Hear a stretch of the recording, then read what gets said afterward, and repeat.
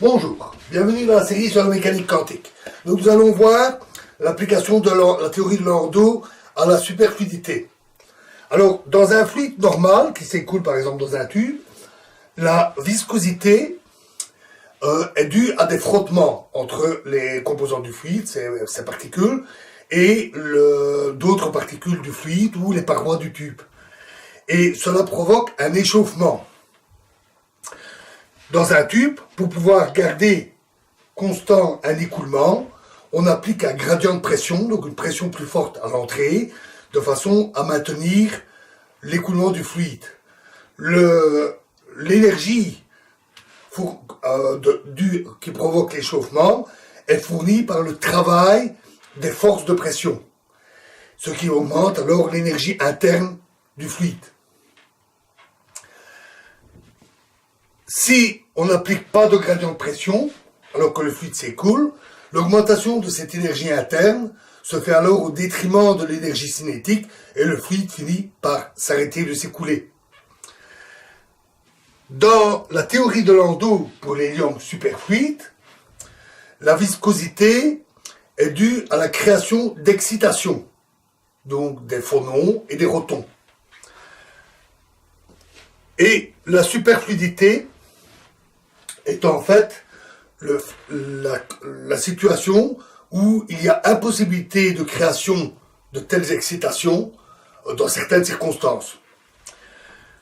Alors, prenons un tube dans lequel circule de l'hélium au zéro absolu à une certaine vitesse V, dans un tube qui est immobile.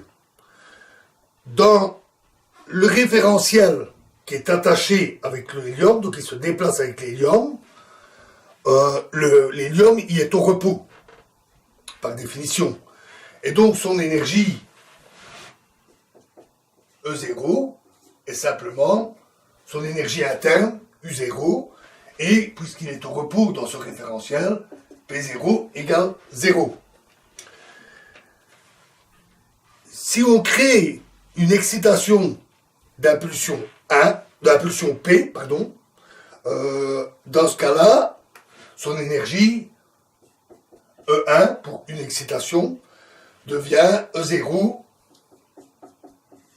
plus epsilon P, la relation de dispersion, et P1 est égal à P, l'impulsion de l'excitation. Pour voir ce qui se passe dans le référentiel du tube, au repos, on effectue une simple transformation de Galilée.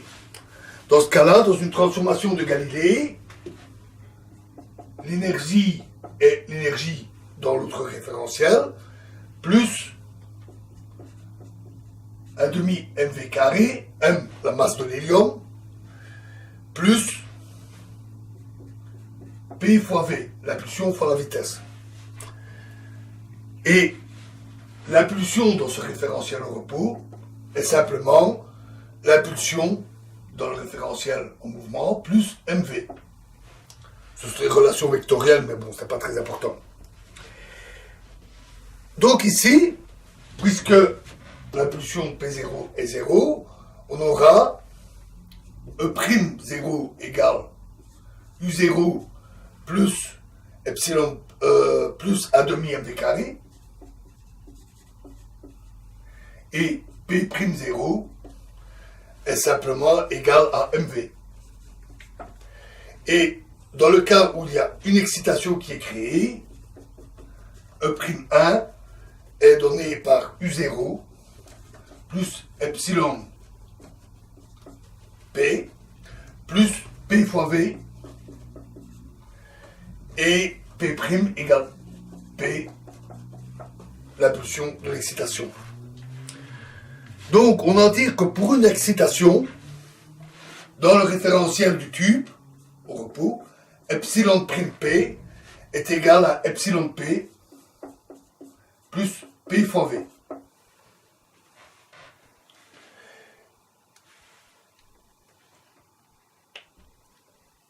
Notons que lorsque l'on crée une excitation, cela ne modifie pas la vitesse du fluide, mais l'impulsion de l'excitation est obtenu au dépend du fluide. Donc on a une diminution de l'impulsion du fluide. Donc on doit avoir P'1 inférieur à P0. Par contre, l'énergie totale est conservée, et on va avoir E'1 égale E0. E'0. On en tire, avec tout cela, une relation epsilon P plus P fois V égale 0. Et donc, que ceci n'est possible que si V est au moins égal à epsilon P divisé par P. Alors, si on regarde la relation de dispersion que nous avions vue, géométriquement, ceci est la pente de la droite qui joint à l'origine au point sur la courbe. Et on peut vérifier facilement avec le graphique qu'il existe une valeur minimale, que l'on note VC, et donc on ne peut créer une excitation que si la vitesse du fluide est supérieure à une certaine vitesse critique. Et si cette vitesse est inférieure à la vitesse critique, il n'y a pas de création d'excitation et le fluide s'écoule totalement sans viscosité. Le calcul avec la théorie de Landau et la relation de dispersion donne une vitesse critique d'environ 60 mètres par seconde. C'est une vitesse très élevée. Mais l'expérience montre que la vitesse critique est plutôt de l'ordre de 1 mètre par seconde. Au-delà, il apparaît des phénomènes de viscosité. Pourquoi une telle différence? C'est parce que dans le raisonnement, nous avons supposé, pour le référentiel, le mouvement dans le tube, nous avons supposé que l'écoulement était laminaire, c'est-à-dire que l'hélium s'écoule de manière linéaire dans le tube. Or, expérimentalement, on vérifie que ce n'est pas vrai. Au-delà d'environ 1 mètre par seconde, il apparaît des turbulences, c'est-à-dire des tourbillons, des vortex dans le fluide. C'est quelque chose que nous verrons bientôt. En dehors de ces turbulences, si l'écoulement est laminaire, donc à faible vitesse, le raisonnement est tout à fait correct et l'hélium s'écoule donc sans viscosité. À une température plus élevée, supérieure au zéro absolu, la théorie de Landau dit qu'on a un mélange d'hélium superfluide et d'excitation, formée de phonons et de rotons. Le raisonnement précédent est encore tout à fait juste. Création d'une excitation, etc. Mais, donc à très faible vitesse, la composante superfluide n'a toujours pas de viscosité. Mais la partie excitation, donc la partie des états excités, les phonons et les rotons, se comportent comme un fluide normal, et eux, ils ont une certaine viscosité. Donc, en dessous de la vitesse critique, la partie superfluide va avoir une certaine vitesse Vs, vitesse du superfluide, qui s'écoule sans viscosité. Et la partie des excitations, c'est la partie du composant normal, a une certaine viscosité, et s'écoule donc moins vite que la composante superfluide. Alors, ici, je ne vais pas vous donner tous les calculs, c'est beaucoup plus compliqué que ça, c'est à nouveau avec les calculs, avec les intégrales, etc. Donc, en utilisant la statistique de Bose-Einstein, on calcule très facilement que si le fluide a une certaine densité ρn pour la composante normale et ρs pour la densité de la composante superfluide, alors on calcule facilement que l'impulsion totale du fluide est simplement donnée par V fois ρs Vs plus je ne dis pas de bêtises, ρn Vm. Donc les densités fois les vitesses fois le volume, ça c'est le volume du fluide. Ensuite on passe à Landau, avec les formules que nous avions pour les relations de dispersion, on l'applique au calcul que je ne vous ai pas donné, et on trouve que la densité de la composante normale est donnée par 16 pi exposant 5 divisé par 45 h cube c exposant 5 fois kt exposant 4. Et pour les rotons, ceci la composante normale, excusez-moi, la composante normale a une partie qui vient des phonons, ça c'est la composante normale pour les phonons, et on obtient une relation semblable pour les rotons, que je ne vais pas vous écrire ici, qui est un peu plus compliquée, qui fait intervenir les fameuses constantes pour la parabole, pour la relation de dispersion, P0, delta, etc. Si on trace la valeur de la densité ρm en fonction de la température, on utilise un graphique logarithmique parce qu'on a des exposants 4, et de même pour la densité, 10-8 à 1 pour la densité. Et on obtient ainsi une droite qui est une loi en T4, c'est logique. Puis, cela s'écarte comme ceci. Cette face-là est essentiellement dominée par les rotons. Alors, expérimentalement, on a mesuré cela. Alors, comment est-ce qu'on a fait pour le mesurer? Composer la composante normale. Dans un récipient, on empile des disques que l'on fait osciller, comme un pendule, avec un ressort, relié par un ressort, et ça aussi, comme un pendule. À l'intérieur, les disques aussi. Comme seule la composante normale a une viscosité, les disques vont frotter sur uniquement la composante normale. Et le calcul de l'oscillation classique d'un pendule montre alors que la période d'oscillation, donc la fréquence avec laquelle les disques vibrent, est liée à la viscosité de cette composante normale et à la densité du fluide dans lequel les disques oscillent. En faisant l'expérience, on peut alors donc ainsi mesurer cette densité, et les valeurs collent fort bien à la théorie de Landau. Ensuite, il y a le son. Alors le son, c'est une vibration qui se propage dans une substance, l'air, un solide ou un liquide. Donc le son peut se propager dans l'hélium. Il s'agit dans un fluide comme un liquide ou un gaz, il s'agit de vibrations longitudinales, parce que le matériau n'ayant pas de résistance, comme la solide, les vibrations transversales ne se transmettent pas. Donc seules les vibrations longitudinales se transmettent dans l'hélium, et elles se traduisent par une variation alternative de la pression dans le fluide à entropie constante. En fait, le phénomène est réversible. Il ne produit pas une augmentation d'entropie du fluide. Et le calcul classique sur la transmission des ondes sonores montre alors que le carré de la vitesse du son, donc ici c'est pas la vitesse de la lumière, c'est le carré de la vitesse du son, est donné par la variation de la pression avec la densité.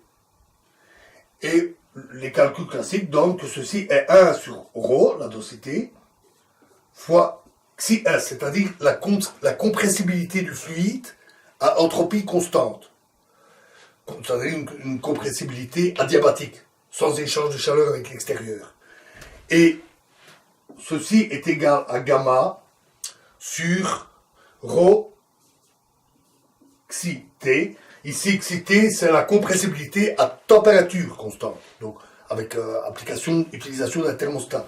Et gamma, c'est le rapport entre les capacités calorifiques à pression constante ou à volume constant. Une relation très classique en thermodynamique.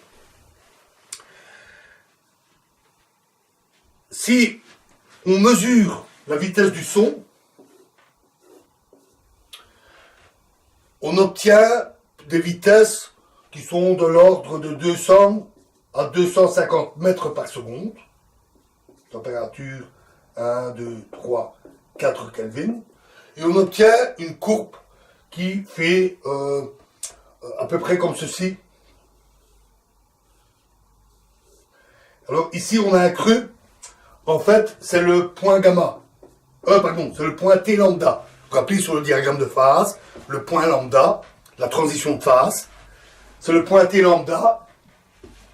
Et en ce point, on a une divergence, donc la compressibilité diverge complètement.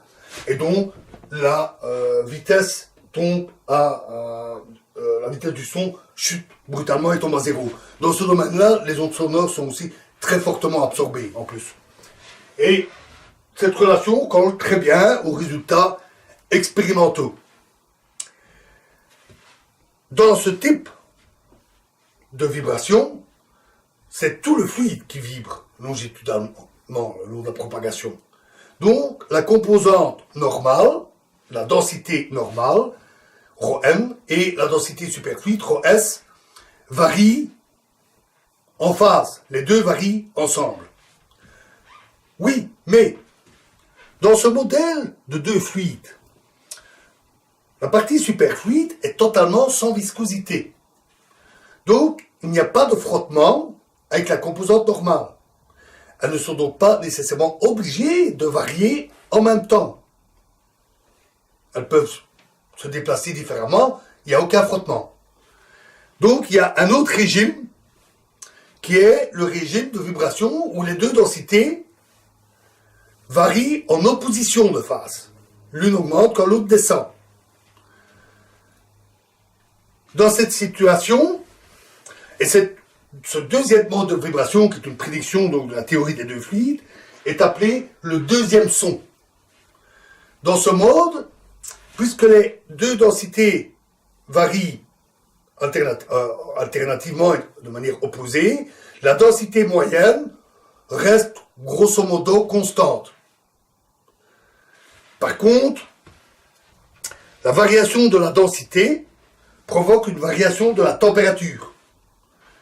Et donc ici, ce qui se produit, ce qui se propage avec le deuxième son, c'est non pas une variation de pression et de densité, mais une variation de température qui oscille le long du fluide.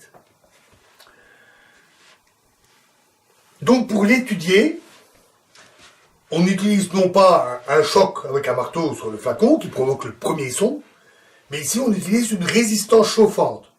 Donc on utilise une petite résistance, on fait passer du courant, elle chauffe, elle augmente un tout petit peu la température, qui se propage sous forme d'une onde sonore, en fait une onde de variation thermique. Ici ce n'est pas une vibration au sens strict, le thème de deuxième son est peut-être un peu abusif.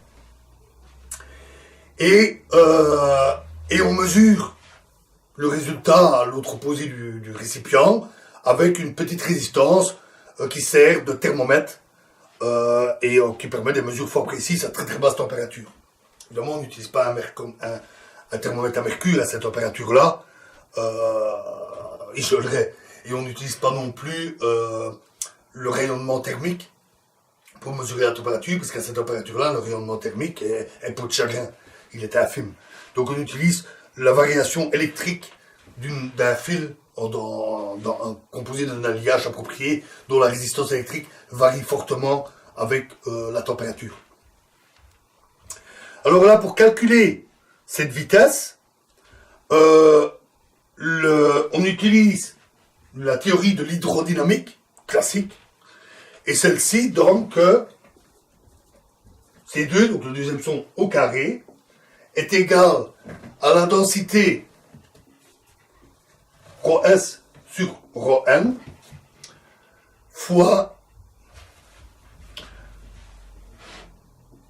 S carré T carré, S étant l'entropie par mole, divisé par M CV, M la masse et CV la capacité calorifique. Et si on fait les calculs avec les valeurs connues de la densité, de la capacité calorifique, on obtient ici un graphique semblable, mais les vitesses sont beaucoup plus faibles, entre 0 et 50 mètres par seconde. Et on obtient une courbe qui fait comme ceci, qui monte et puis qui chute.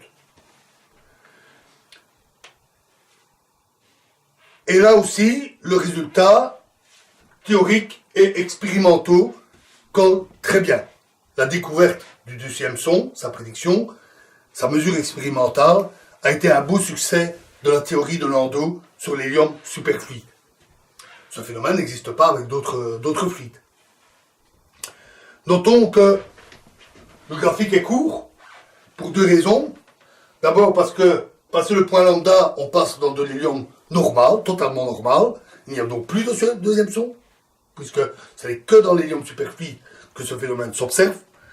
Parce que, au-delà, la viscosité ne permet pas à deux parties d'osciller en opposition de phase. La partie superfluide disparaît d'aller au-delà du point lambda. Et on constate aussi qu'ici, il n'y a rien. Alors, on constate aussi la chute de la vitesse au point lambda pour la même raison qu'au-dessus. Et alors, on constate ici qu'en dessous d'une température environ 1 Kelvin, en dessous d'environ 1 Kelvin, on n'a pas de deuxième son. Alors, pourquoi?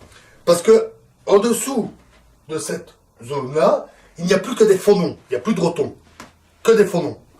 Et les phonons, on l'a vu dans la relation de dispersion, ont une relation linéaire. Une telle relation linéaire est typique de particules qui n'interagissent pas l'une avec l'autre. Donc, les phonons, ce sont des excitations qui se propagent comme des vibrations dans des atomes, et chacun est quantifié, et les différents phonons se propagent sans interagir l'un avec l'autre. Et sans interaction entre les différentes composantes, il ne peut pas y avoir propagation d'un phénomène à travers le fluide, donc pas de deuxième son. Voilà, de beaux résultats, de beaux succès de la théorie de Landau et de la théorie des deux fluides pour l'hélium. Alors, dans la prochaine vidéo, donc je vous ai cité le problème des tourbillons et des vortex dès qu'on dépasse une certaine vitesse assez petite, 1 mètre par seconde.